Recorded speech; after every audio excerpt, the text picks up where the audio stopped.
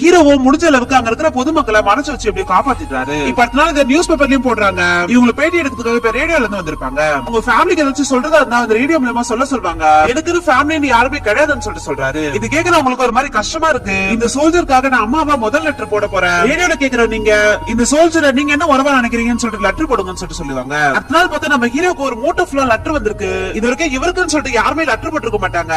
இவ்வளவு லெட்டர் பார்த்த உடனே நம்ம ஹீரோ ரொம்ப சந்தோஷப்படுறாரு. அந்த ஒரு லெட்டர் போய் படிச்சு பார்த்துட்டு இப்ப பதிலுக்கு இவருமே லெட்டர் போடுறாரு.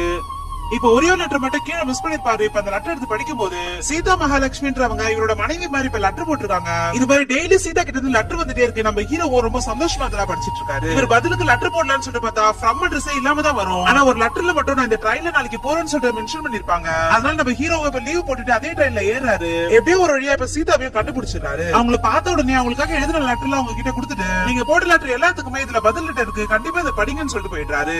இவங்களுமே அந்த லெட்டர் எல்லாத்தையுமே ரொம்ப சந்தோஷமா படிச்சிட்டு இருக்காங்க. இன்னொரு பக்கம் நம்ம ஹீரோவும் சீதாவை பார்த்ததை நினைச்சு ரொம்ப ஹாப்பியா இருக்காரு. இப்ப கடைசி லெட்டர்ல நம்ம ஹீரோவும் இது மாதிரி என் ஃப்ரெண்ட் வீட்டுல தான் நான் தங்க போறேன், அங்கதான் டெலிபோன் இருக்கு, நம்பர் இந்த லெட்டர்லயே இருக்கு, மறக்காம கால் பண்ணுங்கன்னு சொல்லி எழுதிருப்பாரு. இப்ப ஃப்ரெண்டோட வீட்டுக்கு போறது அந்த டெலிபோனை நல்லா தொடச்சிட்டு இப்ப வெயிட் பண்ணிட்டு இருக்காரு. இதை பாக்குற ஃப்ரெண்டும் அந்த டெலிபோன் ஒர்க் ஆகலன்னு சொல்றாரு. அட பாவி இப்படி துரோகம் பண்ணிட்டான்னு சொல்லிட்டு இப்ப காலரை பிடிச்சிடறாரு. பார்த்தா ராம தேடி சீதாவே இப்ப ஃப்ரெண்டோட வீட்டுக்கு வந்துட்டாங்க. இப்ப ராம் கிட்ட உன்னை தேடி சீதா வந்திருக்காங்கன்னு சொன்ன உடனே இப்ப ராமே மேல இருந்து வேகமா இப்ப கீழே ஓடி வராரு. சீதாவும் ஒரு இடமா நிக்காம வேணும்னே இப்ப நடந்துட்டே பேசிட்டு இருக்காங்க. இவரும் ஒரு கேமரா எடுத்து அவங்க போட்டோ எடுக்க ட்ரை பண்ணிட்டே இருக்காரு. ஆனா அவங்க போட்டோ எடுக்கவே விட மாட்டாங்க. உங்க பெர்மிஷன் இல்லாம போட்டோ எடுக்கிறது தப்புதான் சொல்றாரு. இருந்தாலும் ஒரே போட்டோ மட்டும் எடுத்து உங்களுக்கு விஷயம் தெரியுமா, நீங்க அனுப்பிச்ச ஒரு லெட்டருமே நான் 100 வாட்டி படிச்சிருப்பேன்னு சொல்றாரு. நான் உங்களை பார்க்க மாட்டேன்ற தைரியத்துல தான் அது மாதிரி லெட்டர் அனுப்பிச்சேன், நீங்க அதெல்லாம் சீரியஸ் எடுத்துக்காதீங்கன்னு சொல்றாங்க.